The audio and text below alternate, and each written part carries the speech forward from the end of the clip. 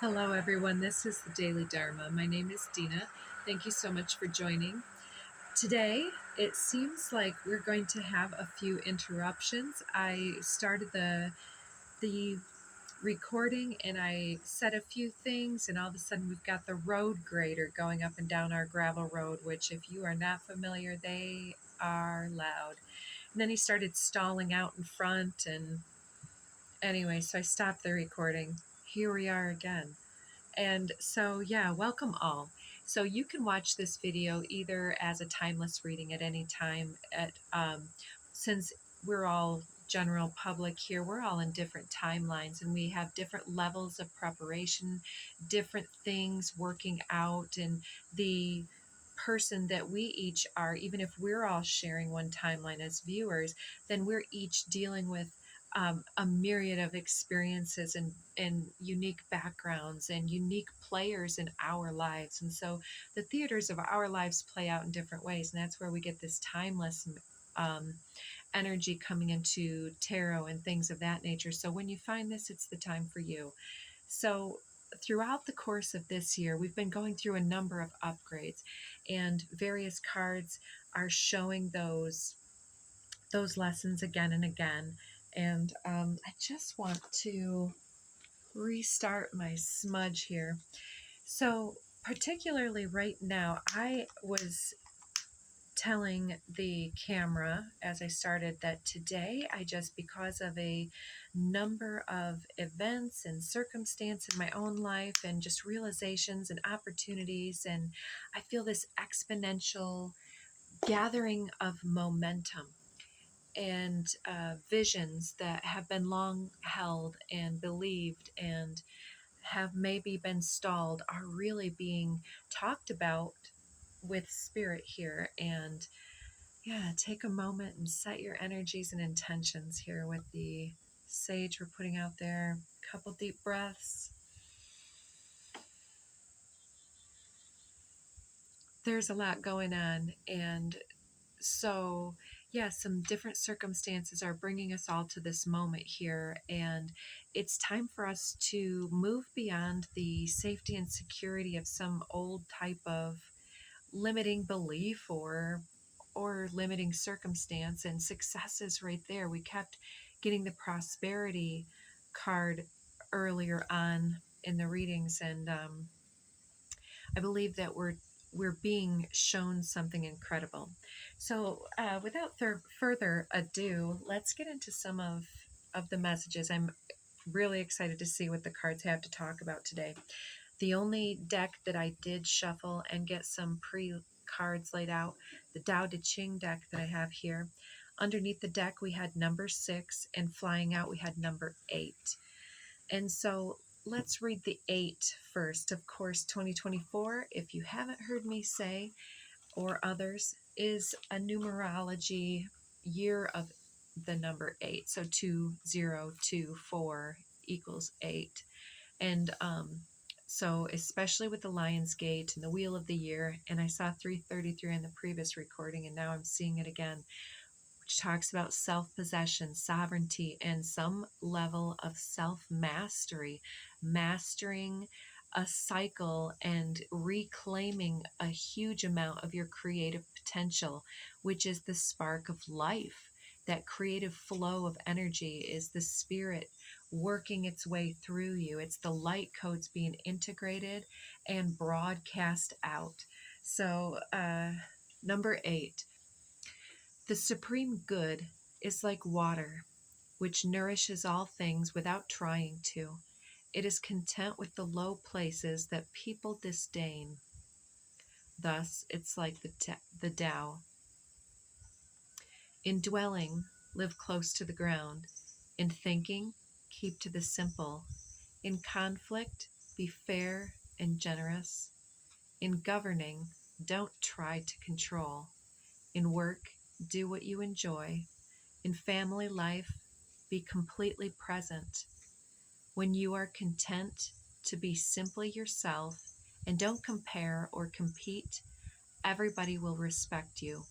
So maybe there's a situation arising where you're either using your voice or using some type of lessons or experience or belief or vision that you have been holding, and bringing it back up from the flows and rushes of the water that you are, and into some type of broad daylight kind of idea, or someone else may be saying something, and it's something that's going to be a humbling expression or a humbling remark towards, or it's meant in the way that it's meant, no matter if that person thinks they're being malicious or if they think they're being kind.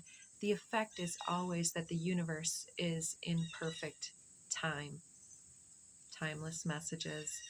And so when we don't take things personally, we don't feel the urge to govern, to control, to create more rules, except for, the rules that are like basic standards of interaction, healthy boundaries. But there's so much gray area in these type of things. And, I feel like everybody's kind of protecting some kind of belief structure that they hold against having to entertain other ideas. And it's like we're meant to stretch our awareness. uh, yeah, so some of those things, censorship coming through as well. So the number 6 reads, the Tao is called the Great Mother, empty yet inexhaustible. It gives birth to infinite worlds. It is always present within you. You can use it any way you want. So the Tao is the Great Mother. It is the 0 point field that is at the core of us when we're connected, centered, grounded, anchored into soul, embodied. It's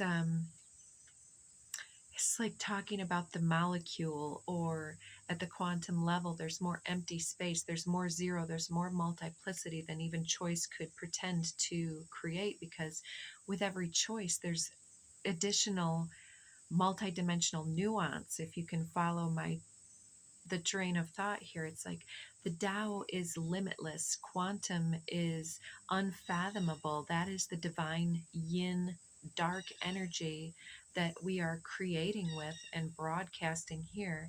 And it's how we weave and spin that light that becomes, I was hearing the fight. I don't know why I'm rhyming all of a sudden.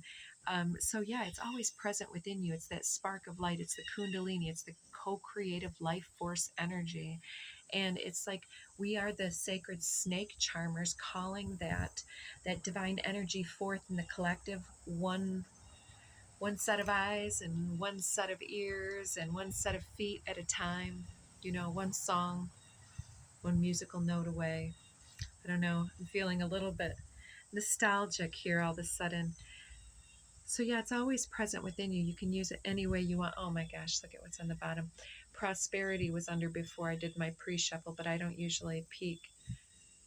That's beautiful. The Divine Mother. It's the 0 point field of the heart space, I believe. When, life is created, it's the heart that develops first. Correct me if I'm wrong, but that's the way I understand it. That the heart begins, and thus begins the soul harmonics. And the first aspect or being or vibration that we nest within is the environment created by the body of the mother, the womb of the mother. And I think we get it in metaphorical terms. Our body is the co-creatrix that births the matrix that we give our energy and attention over to every day with our narrative. And if we can stretch our minds, then we are stretching our hearts, and being able to see beyond the veil of illusion. That was another thing. I wanted to do some astrology, but every time I get into the astrology, I start to get off on these tangents of data, and it draws me out of the channel a little bit. But I was noticing how at the time of this eclipse, we've got the sun and moon opposite each other, as happens in the full moon. And so we've got the lunar, the moon, governing this eclipse in the sign of Pisces, along with Pisces ruler Neptune at the end of the sign, but close proximity to the moon. So that doubles down on that Piscean energy, which can be the mystic, but it can also be self delusion or illusion. It can be the veil.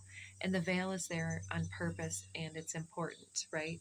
It shields those who are not prepared to take in the full light of a solar blast. If I think I'll leave that one there for you guys. I think most of you are already skilled in these things. I'm just giving you reminders. You can feel it if it's true by the resonance that it feels in your body, the way it stretches your imagination to create discourse in your own life and in your own mind and heart. And so, yeah, let's just keep moving. So, also, just a little bit further behind the moon, we have Saturn, which I'm not remembering right now, but I would suspect that Saturn doesn't really like to be in Pisces because Pisces is very expansive at 11:11 on the timer, where Saturn is formation, control, structure. And so Saturn represents the structures, the foundational thoughts, beliefs. It demonstrates things like hierarchy or systems, operations, and responsibility. You get where I'm going with this. And so here we have nebulous Neptune in mystic Pisces. And then we have Saturn coming in saying, you have to really be careful with what you're consuming, whether it's literally on the physical level, or let's even say literally on the psychological or energetic level. What are we taking in? What are we producing? How are we alchemizing the perceptions that we take in? Are we feeding the idea that we're not enough or that we could be better? Are we falling victim to uh, different external authorities in some type of a way? We need to take back that power and recognize that the victim is also the hero of the story for a reason. All of these movies, all of these things that we encounter are not meant perhaps on the universal corrective plane of the Tao as to keep us limited.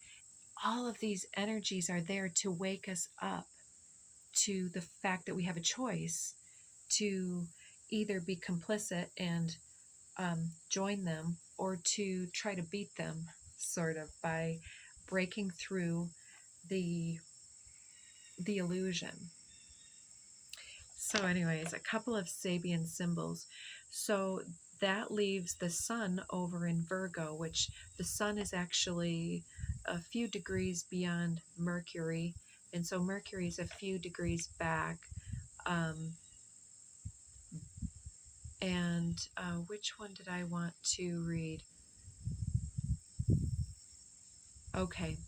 Yeah, so the sun and the moon are in between the 25th and 26th degree. So if you look at the Sabian symbols, it's kind of like the energy is coming from one space and progressing on to the next. And so 24th degree, the one before it hits that exact, is Mary and her white lamb. 25 Virgo is a flag at half mast in front of a public building. So the white lamb is like the little girl in her innocence, and then the flag at half mast in front of a public building is like, um, what is that? Honoring, venerating ancestors, or memorial, in memoriam to. And so it's like, there may be, I know at the time of this broadcast, there's been a few different things going on all over the world. And so I could see that representing any number of things. Mercury, though, I do believe is back about the 14th degree, which 13 is a powerful statesman overcomes a state of political hysteria. 14, a family tree. And 15, a fine lace ornamental handkerchief. And that handkerchief sticks out, because then I was looking at some of the other placements. We've got Jupiter happening in Gemini right around the 20th degree. One more page here. And here we have two Chinese men talking Chinese at 18. 19 is a large archaic volume, reveals a traditional wisdom, so occult knowledge. 20, a cafeteria with an abundance of choices. Talk about multidimensional there. And then 21, a tumultuous labor demonstration. And I want to do 22, dancing couples crowd the barn in a harvest festival. And then it goes on from there. And if you'll just indulge me just a little bit more, or you can fast forward if you wish, we talked about, excuse me, some of the Pisces degrees. In the Piscean degrees, we're talking about, of course, Saturn, then Moon, and then the Neptune. And as we look down here, we read these a few days ago, but just for the sake of this reading, let's find out where it is. 21 Pisces. So Saturn, I do not remember offhand, do I? It's an aspect to... It is back around the 20th degree, I do believe. And it's, or maybe a little bit more, but anyways, 20, a table set for an evening meal. 21, a little white lamb, a child, and a Chinese servant. So did you catch a couple of those? And then, okay, prophet bringing down new law from Mount Sinai, and then a materializing medium giving a seance. And so then it goes on from there. But so the white lamb, the child, there's the Mary and her lamb, and there's the Chinese servant, the two Chinese individuals speaking Chinese, perhaps in a Western crowd, was one of these. Did I actually read that out loud? It's one of the symbols, trust me. So it's talking about our perceptions and our nurtured reality, perhaps, some foundational thoughts and ideas, some precedents, some assumptions, some cultural differences. And yeah, so many different things here. Let me clear my throat here. So anyways, I think that where we're going with this is something interesting. I think there's a big breakthrough on the world stage, if you will. We're talking about all the multidimensional players that influence everybody's reality, and then how those realities complement or compete, or how we can work with each other with some type of grace and unconditional love, and speak to each other as equals. You know, the supreme good is like water. You know, be like water. Let's reread some of those Bruce Lee quotes, you know, which is, you know, and here I am being like Mr. Obvious. Bruce Lee was quoting the Tao. Wow. Yeah, and sometimes, yeah, it's those archaic forms of knowledge and study that maybe somebody needs some kind of pop star, or a celebrity cultural icon, or something else like that, to remind us of some of those inherent truths that are so foundational to the true truth with the capital T, instead of all those little truths like, yeah, you know, when we look at damaging things, it's easy to say, oh, well, that's bad. But the Tao says that all things are actually just corrective energies, ebbing and flowing, that are ultimately maintaining the balance and equilibrium of humanity and the consciousness, the collective. And we can move up and down on that spiral graph. Why spiral graph? Anyways, so let's go ahead and get a couple of these code cards and see where else the message wants to go. I'm going to leave it shuffled like this with Divine Feminine on the on the bottom, but I want to see what's under it. Look at that. Whenever we have divine feminine and divine masculine together, I like to take those.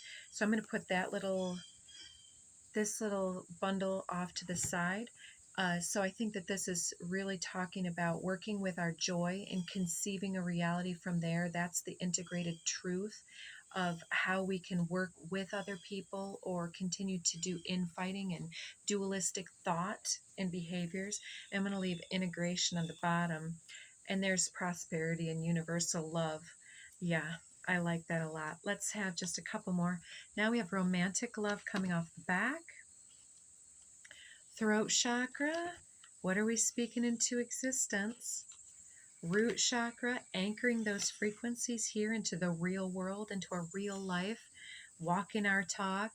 Earth, it becomes us. We are the materializing medium, giving our little seance.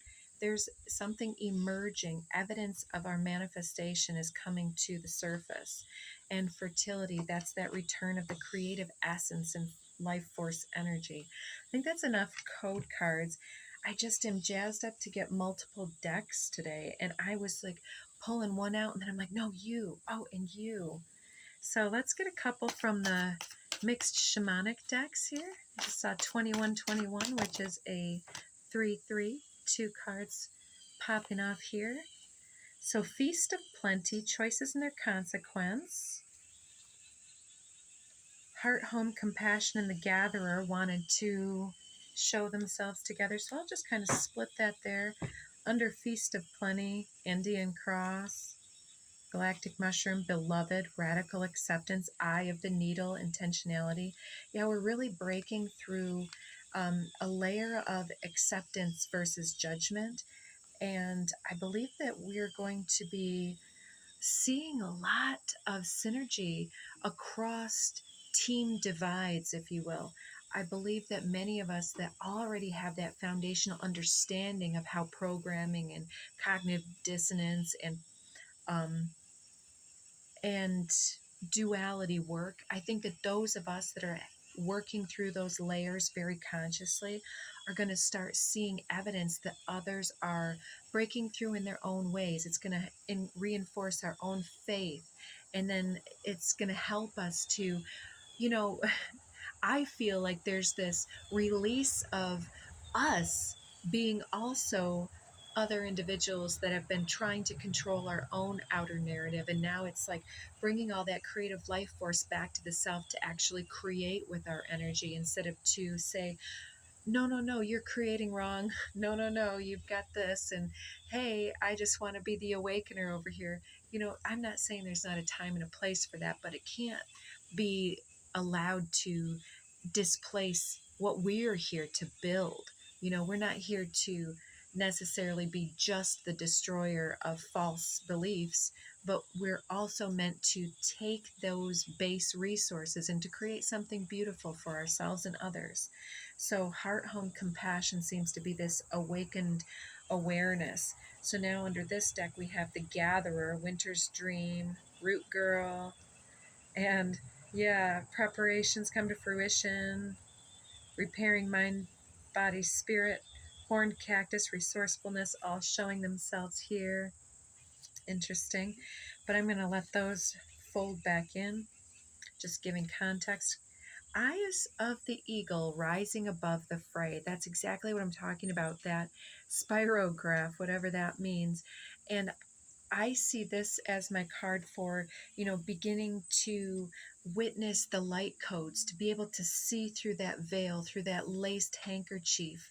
Oh, that's one of the symbols I meant to draw out, and I can't remember where I found it. I didn't see it when I went back on camera, but one of the symbols playing into the astrology is also a bride on her wedding day with her veil snatched away the veil, right? It's like some of us are kind of, you know, trying to be out there awakening, and some of that is really sacred, and some of it is, you know, a little bit of us just kind of remaining somewhat scattered. You know, I think that we're being told, like, we're whispered in the ear, like, it's time, leave them alone. Let them choose on their own. Let them, slip and fall if they want to. When they skin their knees enough times, then they'll understand, or they won't. But we need you over here. It's like you're being pulled from one job by spirit and being ushered into the creation of the next leg. And so, yeah, the blueprint is really being activated, and you're kind of seeing through that lace curtain. It's getting much more sheer, and that's reminding me. Okay, so we're going to be moving right into October in short order here, again at the time of this broadcast, and then into November, and you'll see that right around Halloween, Samhain time. In Scorpio season, they often talk about how the veil gets thin. I see that, there's going to be more and more exponential growth. There's this momentum. And I can't remember now if I said that in the previous recording or this one. But I'm reminded that these two that flew off, I did not look at. These are great. Number 35, Lost Compass, getting back to integrity. Exactly. So we're speaking whatever's emerging. It's like, oh yeah, get back to it, back to the plan, back to the vision. We're recollecting all that mojo, and if you believe and you go out there with that belief, it's like things are exponentially working out in our favor, self-correcting in the backgrounds of our lives, and the universe is hoping to work with multiple players to intersect the correct paths at the right time. And so if you're looking for people in your vision, in your community, to work with your vision, you may have unexpected individuals coming across your path just right at the right time. So keep your eyes and ears and hearts open, and get out there and speak up about what it is coming through for you, so that those individuals can find your light. So the other one coming off is number 30, Horseman, Herald of Change. So getting back to integrity, and then the Herald of Change. Whew, I swear to you, this is good intensity in a great way. It's like we are manifesting something from our joy. We're building something with this conception card, even if it's just a new ideal or a new vibration, because our vibration matters. It goes out into the world, rising above the fray, and you speaking out and letting your light be broadcast is helping the rest of the individuals who have little else to calibrate to except the others in their worlds, to actually perceive of your light and to make the choice whether those are some ideas that they align with. And so it's not about breaking down right now. It's about getting back to what do we stand for, not what we stand against. What are we building? It's not about fighting for peace, if you catch my drift. So, there was something else. It'll come if it needs to. So, yeah, let's just shuffle just a little bit more so that I can be reminded of what it was.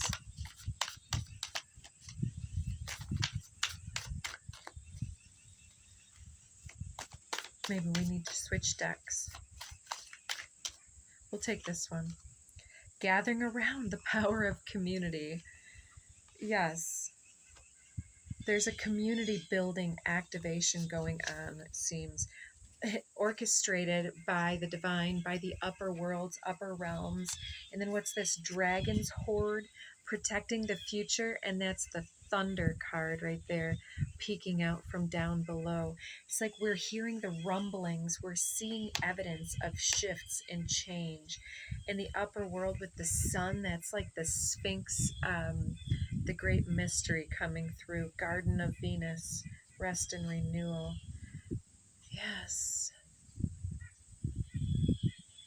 I wish I had a copy of the chart right here. But anyways, this is really good stuff. Let's go ahead and get a couple more cards now from the archetypal deck. Anything that can help us to align and really pay attention to what it is that we need to do. Oh, I had just a few and now I've got a whole shiitake full. So under the deck we have the unseen. Talk about that veil. All right, let's see if we can give these all to you guys. Flipping it out onto the floor, we've got the Hunter card, which seems to go great with that Horseman card. And here we have the prayer. Yes, the answer to your prayer, the light at the end of the tunnel, you gaining momentum, getting on your high horse maybe at some point. We've got the Lover coming out with the fault line inverted. Maybe you were hiding out due to previous experiences that kind of made your heart feel tender or protected. Over here we have the Animal coming out with the Vision, the Vow, and the Venom. Yes, the transmutation of poison into our commitment in this world. We are here to have this powerful vision quest to really get in touch with our instincts and our true truth. The alignment with Mother Earth, to nest in the harmonics of nature versus endless narratives from other people's programming or marketing or the vibration of even the city. You know, we need to get out into nature where the hum of electronics and machinery no longer is nesting us underneath and subjugating our critical life force energy into nested frequencies that we wouldn't believe in if we understood what it was like to be in nature, right? Unfettered, primal, wild. Get back to your wilderness. So we have the Tear, but it's coming through almost in reverse as well. And then we have the Pilgrim coming out with the Sustainer, the Maiden, the Comic, which is my Heyoka empath, masked consciousness with that cleverly cultivated, acceptable norming, social norming that we go through, and the Stone. This is interesting. So we've been on this journey to maintain our peace and to persevere throughout this with our innocence intact, the small child with the lamb. And we've kind of gotten into the humor behind it. You know, the tears are giving way, they're washing away, and the stone is like that philosopher's stone. It's the occult, archaic knowledge that's stepping forward and resetting us through the cosmology and through the energetics of this time and space. And it's helping us to be the sacred protectors of our future and of the collective future. So it's like this stepping forward for all of us to stand tall in this and to take back our prosperity and our abundance from, you know, what doesn't serve. So go ahead and build, baby, build, because we're getting the green light from Spirit. It's our time to rise and shine. So build on what you love and release what doesn't serve. Take good care of you guys. I hope you got a good message here that helped you to get back into your inspiration.